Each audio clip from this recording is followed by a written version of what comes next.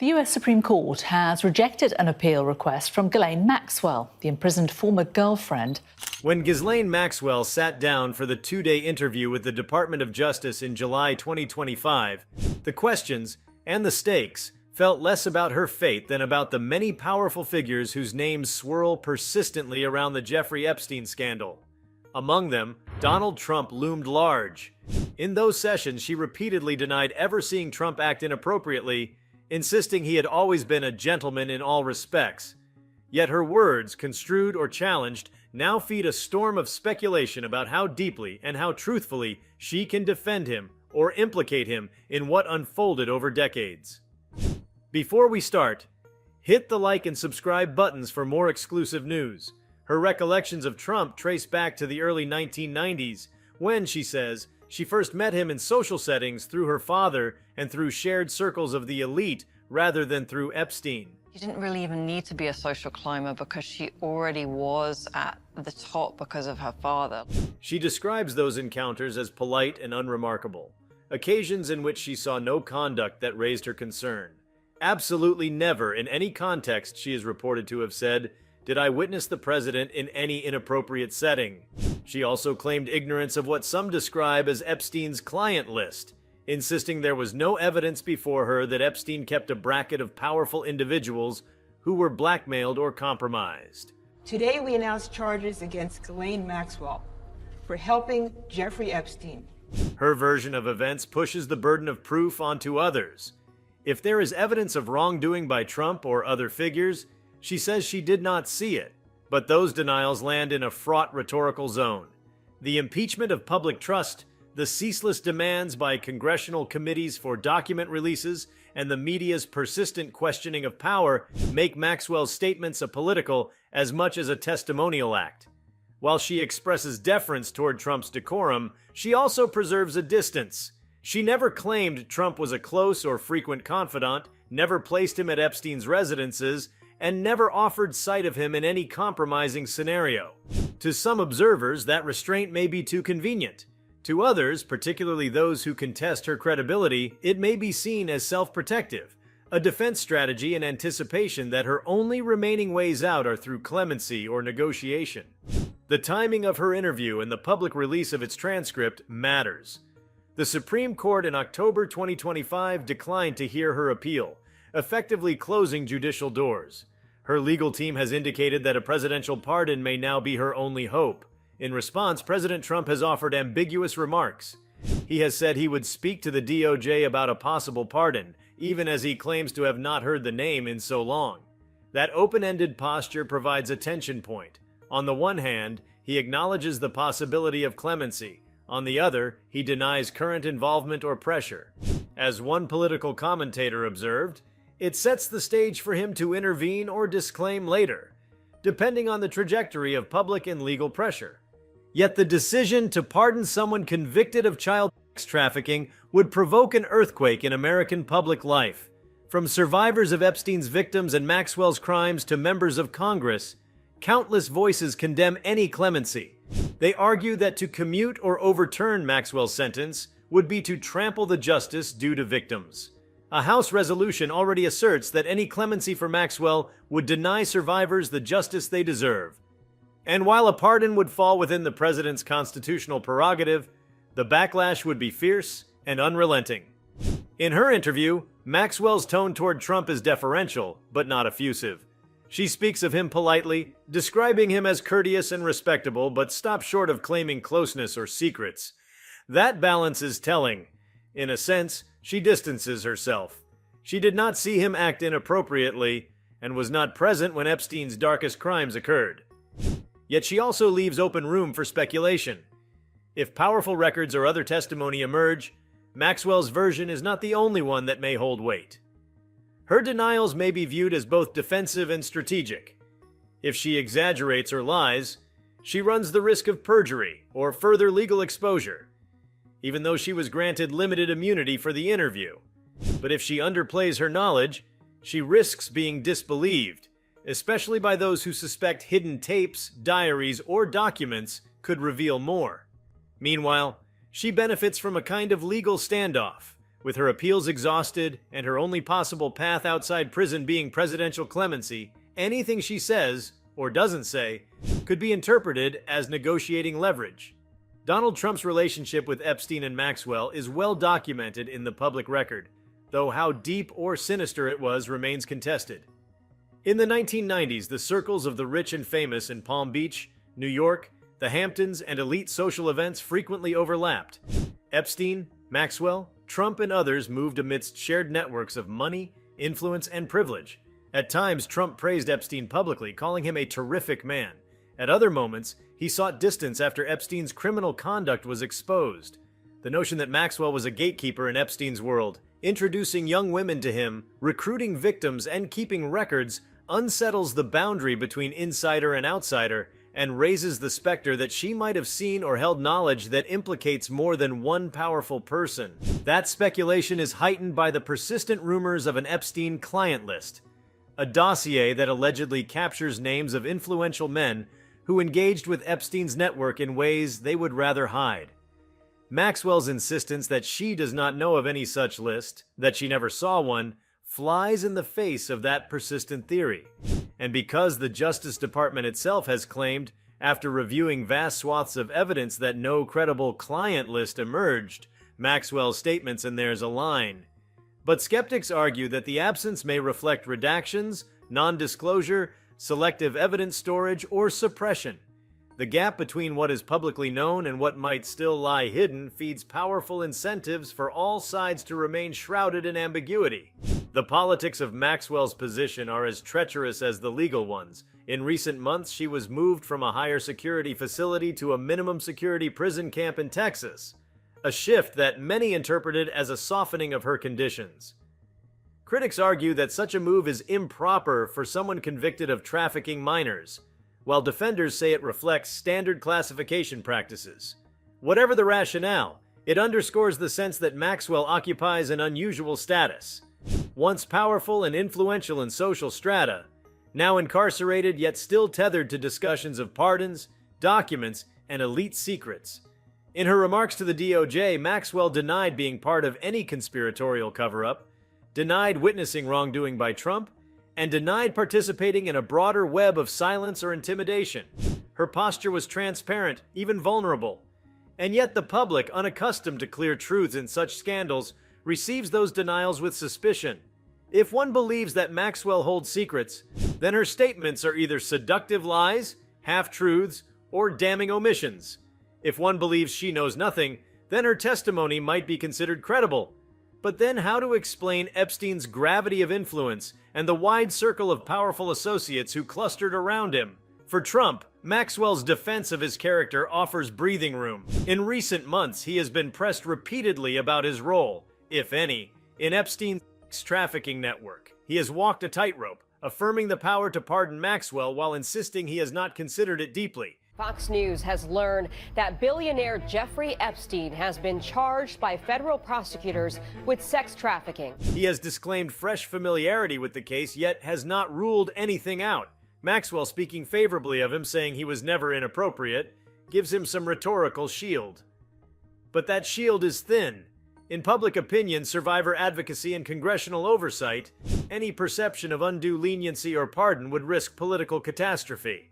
The broader narrative is one of power, secrecy, and the uncomfortable question of how elites evade accountability. Maxwell's statements place Trump in a sculpted zone of polite innocence. She says he did no wrong in her presence, that he was always a gentleman, and that she never saw him in compromising contexts. But in scandals like these, innocence is rarely established by silence. Investigators, survivors, and journalists alike press for proof, for documents, for connections. The absence of proof can, in contentious fields, be taken as evidence of suppression. As Congress and the public demand unredacted files, as former Epstein clients await disclosure, as survivors seek justice, Maxwell's words about Trump may endure less as definitive testimony than as one piece in an expanding puzzle. To believe Maxwell is to accept her at face value. To challenge her is to presume hidden records await revelation. Either way, her testimony does more than defend or dismiss. It keeps alive the question of how much the powerful know, and how far the shadows in which they move extend. Ghislaine Maxwell's words, calm and measured, have become an unlikely axis for renewed attention on the relationships between power, money, and secrecy in American society. Her prison interview, in which she addressed her memories of Donald Trump, may seem like a small piece in a long and complex story, yet it revealed far more than the surface suggested. The tone of her remarks, the precise phrasing, the omissions, the deflections, paint a picture of someone acutely aware that every sentence carries weight beyond her own fate. There was calculation in every answer, as if each denial were a move in a game where silence could be as revealing as speech. She has always been a master of ambiguity. To some, Maxwell's language evokes the restraint of someone guarding truths too dangerous to reveal. To others, it's the final act of a woman desperate to preserve what little influence she has left. In either interpretation, the effect is the same. Her refusal to accuse or exonerate Trump with certainty perpetuates the intrigue. When she insists she never saw him behave inappropriately, she doesn't absolve him in the court of public perception. She only sharpens curiosity about what she did see, what she chose to overlook, and what memories she decided to bury. The interview itself reflects years of cultural obsession with proximity to power. Maxwell's world was built on it. The daughter of media mogul Robert Maxwell, she inherited not only wealth but also the instinct to cultivate influence. From London to New York, she moved in rooms where money and politics fused into social currency. Her friendship with Epstein extended that reach, binding her to a man whose fortune and appetite for control fed her own ambitions. In those circles, people like Trump were not anomalies. They were fixtures, pieces of a larger ecosystem that thrived on mutual recognition and convenience. She didn't need to be close to him to know his significance. Simply being in overlapping orbits was enough to understand that alliances could shift depending on who stood to benefit. When Maxwell refers to Trump as a gentleman, it's an invocation of social code. In the elite language of old money and new power, calling someone a gentleman does not simply describe manners, it signals membership. It implies belonging to a set of rules invisible to outsiders, where charm and civility mask ruthless calculation. Within that frame, her defense of Trump becomes less a statement of fact and more an act of preservation, a reaffirmation that she still speaks the dialect of her class, even from behind prison walls. The psychological dimension of her words is as telling as the literal meaning. Maxwell is a woman who once commanded rooms filled with billionaires, politicians, and celebrities. Now she lives within regimented walls, wearing uniforms, subject to orders, deprived of status. When she speaks about Trump, she doesn't just discuss a man, she invokes a lost world. Her praise of him may serve as a kind of symbolic nostalgia, a way to reclaim her former identity by aligning herself once more with the powerful figures who defined her reality. If she could still speak the language of influence, perhaps she could momentarily forget her current subservience to an institution that stripped her of everything else. Observers have long debated whether Maxwell's loyalties are ideological or transactional. Her words suggest the latter. By avoiding any condemnation of Trump, she preserves a potential ally without promising anything in return. She knows that politics is a realm of favors remembered, grudges postponed, and opportunities resurrected in unlikely forms. If Trump were to regain or maintain influence sufficient to grant clemency, her neutrality might appear as discretion rather than complicity. This is the delicate dance of survival in her world. Never attack those who might still hold the keys to your future. Trump himself, though publicly dismissive of any closeness to Maxwell or Epstein, has always shown a remarkable ability to navigate scandal through selective memory. His style is to acknowledge proximity when it benefits him and deny it when it threatens him.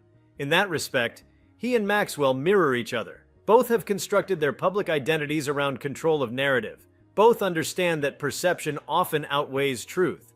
When Maxwell praises his politeness and denies witnessing misconduct, she plays to his preferred narrative of respectability amid chaos. For Trump, her words serve as validation from someone presumed to know too much. The cultural resonance of Maxwell's comments cannot be separated from the era's appetite for conspiracies.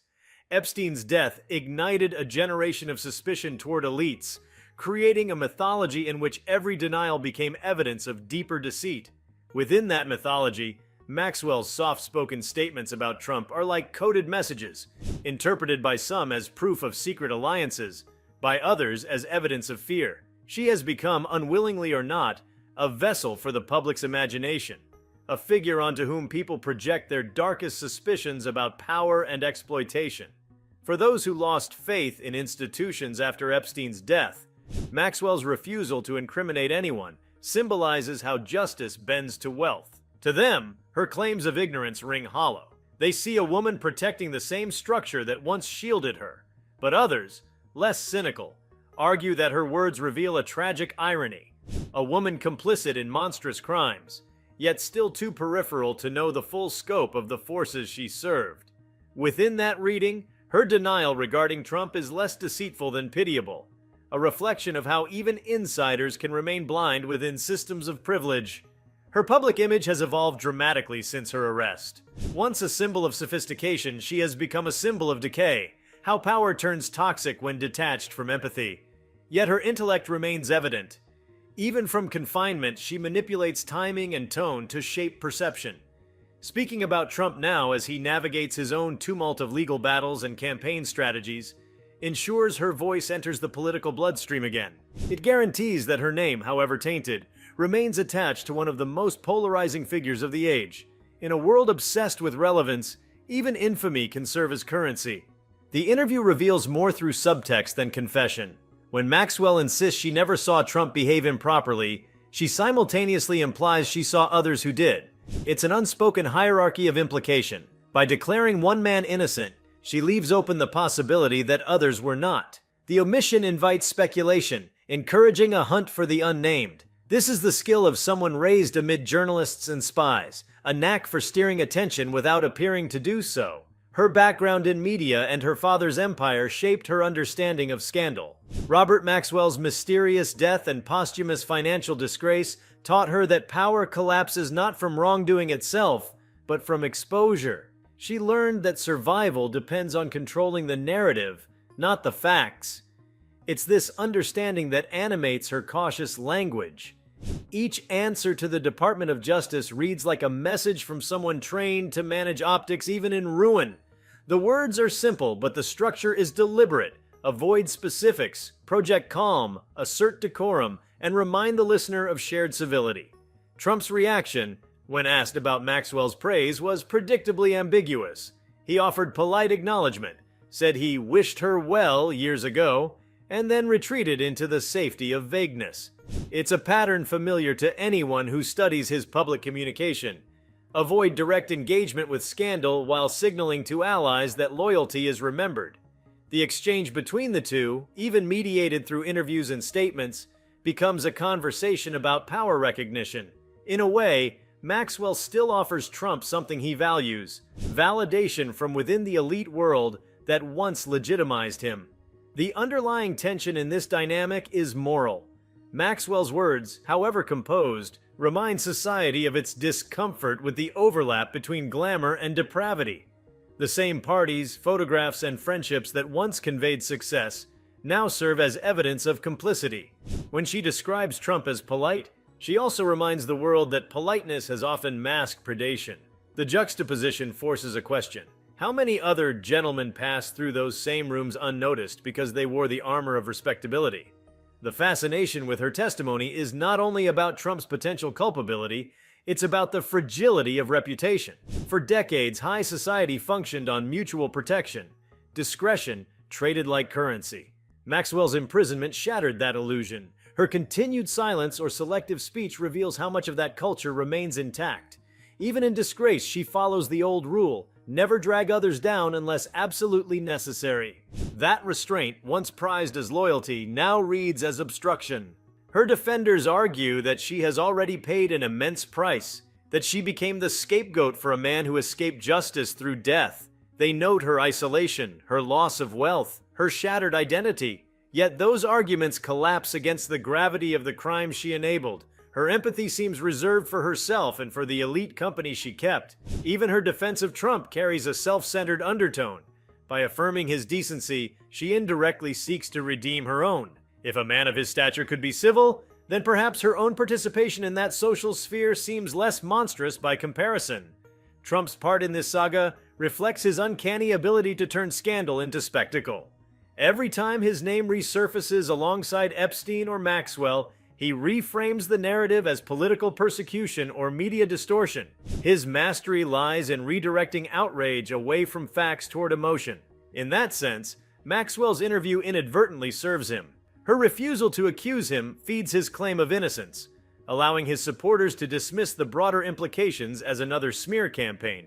Yet beneath the surface, the moral corrosion remains. The public's enduring obsession with Epstein's world reveals a collective anxiety about impunity. People sense that accountability is selective, that wealth can purchase silence, delay, or forgiveness.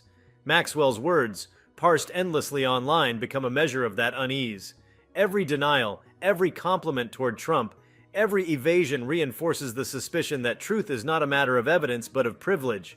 Inside prison, Maxwell's daily existence is reportedly mundane, cleaning duties, reading occasional interviews, but the psychological burden of infamy lingers. Her statements about Trump may serve as small acts of agency in a life stripped of autonomy. Through her words, she re-enters a conversation from which she had been erased.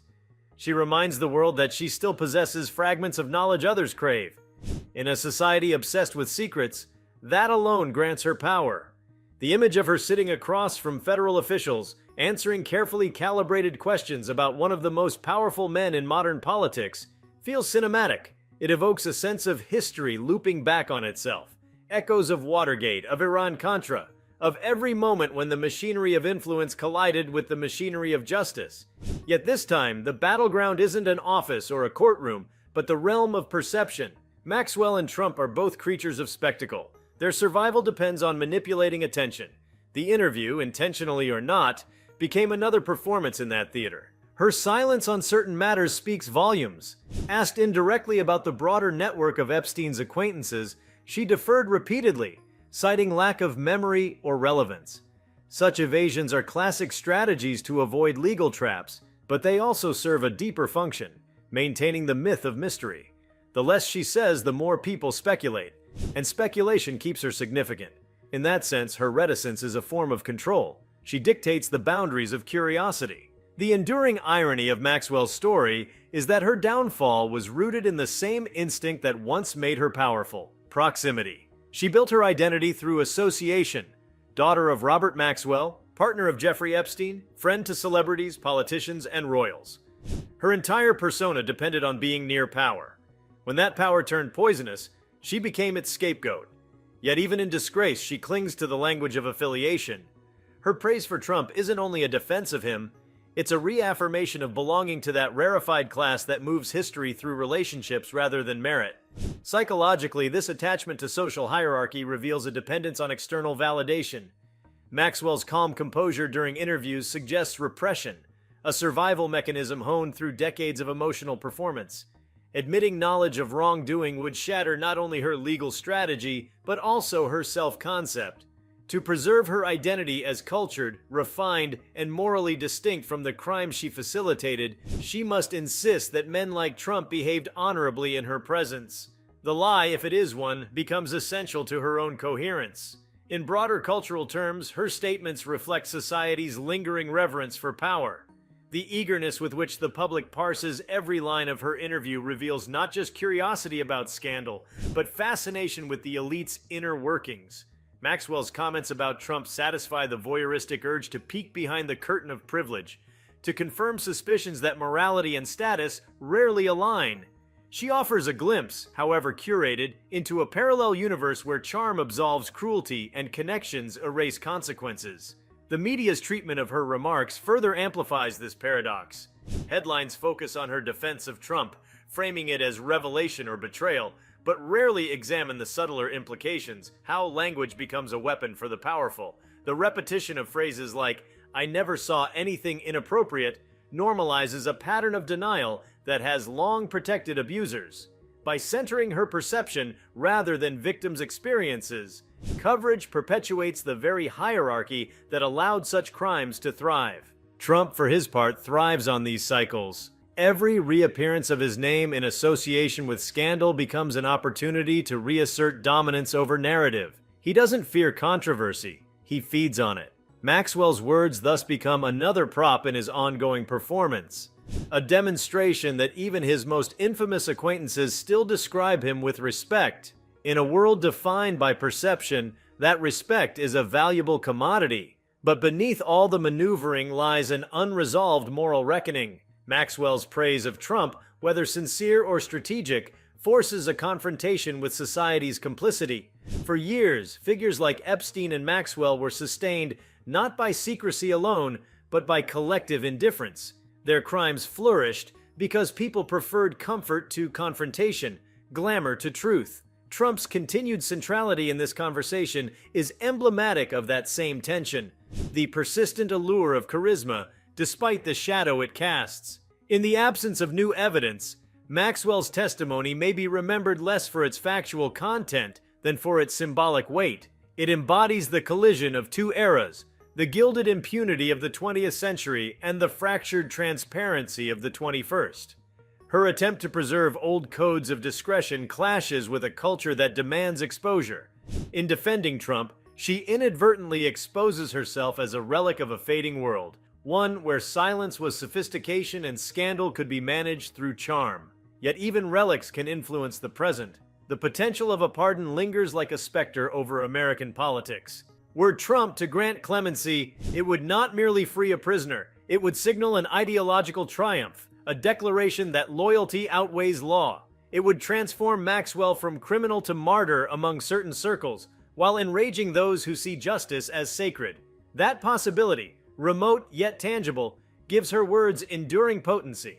She may be confined, but her story still moves through corridors of power. The emotional texture of Maxwell's existence today contrasts sharply with the world she once commanded. Gone are the private jets, the Manhattan mansions, the soirees attended by luminaries. In their place, institutional meals, limited sunlight, and the relentless echo of a past that refuses to fade.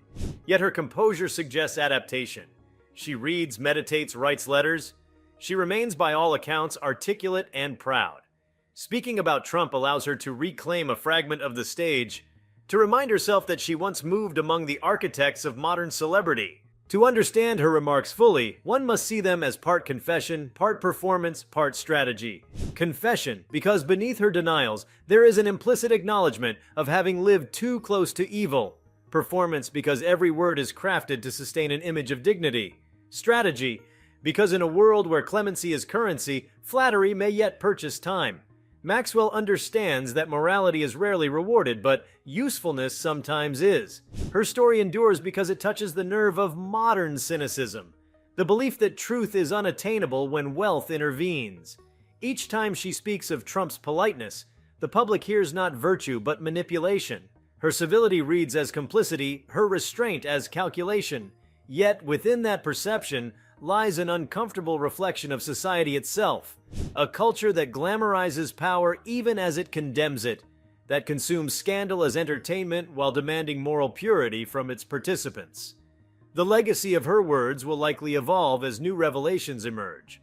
For now, they stand as an artifact of our time, a testament to how language, image, and influence intertwine to shape history's memory. Maxwell may never fully reveal what she knows about Trump, Epstein, or the hidden mechanisms that sustained their world. Perhaps she no longer distinguishes between what she witnessed and what she persuaded herself to forget.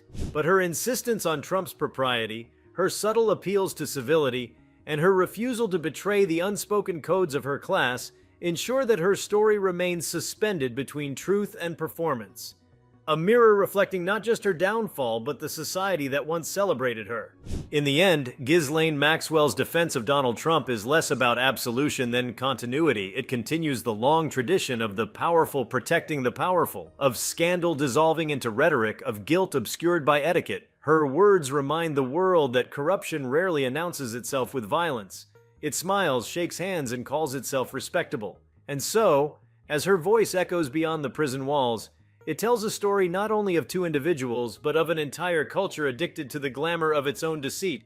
Beneath the surface of her measured tone lies a haunting awareness of how memory can be weaponized. Maxwell knows that silence can both protect and destroy, that what she chooses not to recall shapes history as much as confession ever could. Each restrained phrase feels like a calculated offering to time itself, a way to outlast outrage by transforming scandal into ambiguity. Her life, once defined by proximity to wealth, now exists as a study in the endurance of influence. Even imprisoned, she manipulates perception, proving that control, once mastered, lingers long after freedom has vanished. If you like this video, please give it a like and subscribe to our channel. Also, could you leave your comments below and tell us? What are your thoughts on Ghislaine Maxwell finally speaking on Trump? We want to hear from you. Thank you for watching, and see you next time.